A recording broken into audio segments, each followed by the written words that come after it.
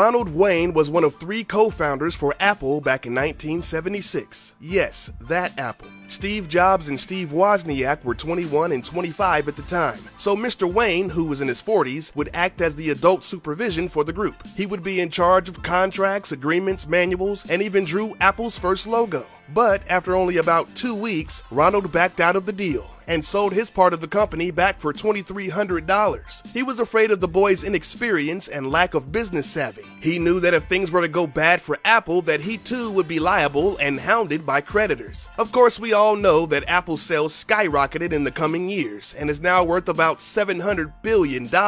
If he still had 10% stake in the company, Wayne would be one of the world's richest people. Now 81, he sells stamps and rare coins out of his home to supplement his monthly Social Security check. Somebody forgot to put the correct cap back on the gas valve and caused a deadly explosion. Piper Alpha was once Britain's largest oil rig, producing 30,000 barrels of crude a day. Due to a lack of communication between a shift change, some staff members were not aware that one of the pipes was sealed with a temporary cap after a safety check. Gas leaked out and ignited the entire facility. What is now known as the Piper Alpha disaster, 167 workers lost their lives. It is considered the world's deadliest oil rig accident. The fire raged on for 3 weeks until it was finally able to be subdued. The cleanup cost and monies awarded to the victims' families racked up to $3.4 billion. In 2005, a Japanese brokerage firm made a typo on a stock trade that caused havoc on the Nikkei index, which is a form of the stock market in Japan. Mizuho Securities, a division of Japan's second largest bank, lost over $225 million in one day because of a typing error. Instead of selling one share of a recruiting company's stock for 610,000 yen, which is roughly $5,000 American, the firm sold 610,000 shares of the company for 1 yen apiece. That's less than a penny each. Even after trying to cancel the order 3 times, the Tokyo Stock Exchange adhered to their strict policy of not allowing cancellations after transactions are finalized. The trade pretty much wiped out all of the company's profit from the previous year. Since the incident occurred, safety measures have been put in place to help prevent fumbling fingers from making this mistake again.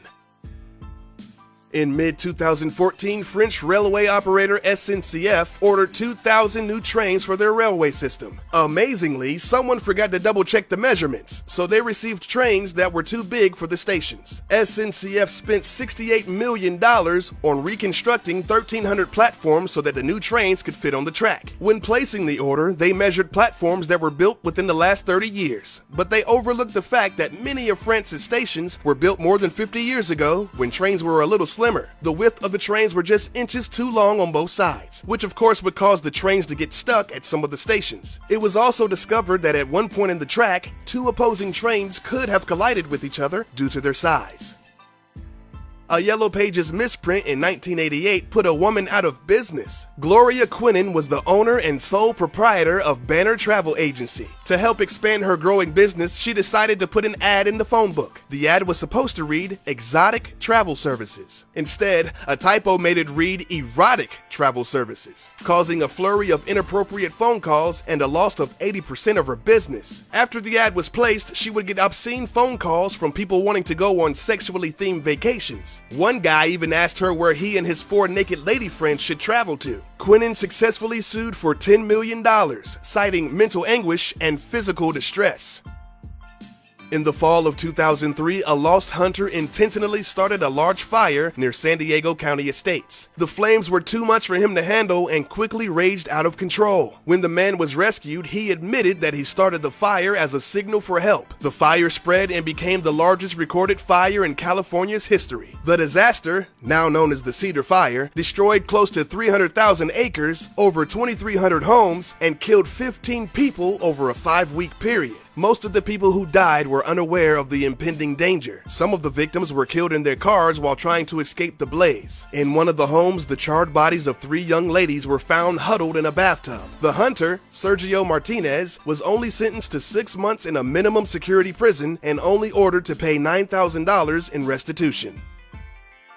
In 2004 in Seest, Denmark, an employee at a fireworks factory accidentally dropped a small box of fireworks. As it mistakenly slipped from his hands and hit the ground, the friction from the drop ignited the contents inside of the box and caused a fire. Firefighters rushed to the scene and thought that they were only dealing with a small container fire, but they were sorely mistaken as fireworks started streaming from the facility. The firemen had to flee the site because the flames couldn't be contained. The factory's entire supply of fireworks ignited, causing a massive explosion. One firefighter died, 17 people were injured, and over 500 people were left homeless. The aftermath of the incident left charred neighborhoods and vacant businesses. One small firecracker cost $100 million in damages.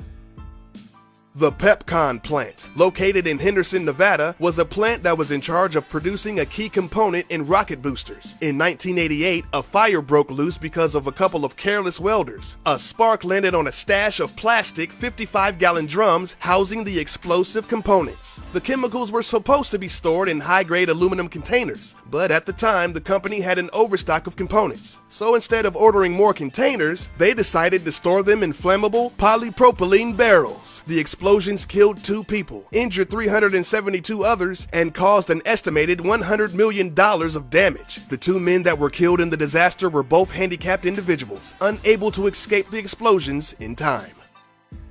In 1992, the Mexican city of Guadalajara was rocked with a series of underground gasoline explosions. The incident killed 252 people and left 15,000 others homeless. Damages amassed to over $750 million.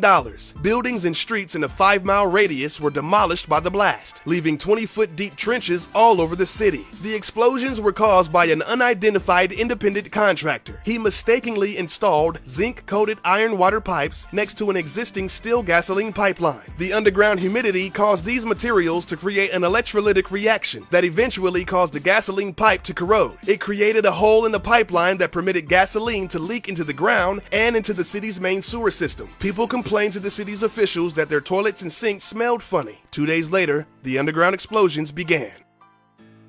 In 1998, NASA scientists lost contact with a $330 million satellite because they used the wrong measuring system. The Mars Climate Orbiter was supposed to fly around Mars and study the weather and climate patterns of the planet. NASA hired a subcontractor, Lockheed Martin, to help build the orbiter. Lockheed used the English measurements of pounds instead of the metric units of newtons, and NASA didn't know. The spacecraft floating around Mars mistakenly went into orbital insertion due to a ground-based computer software sending the wrong measurements. This miscalculation caused the satellite to fly straight down into Mars's orbit, causing it to pass through the upper atmosphere and disintegrate.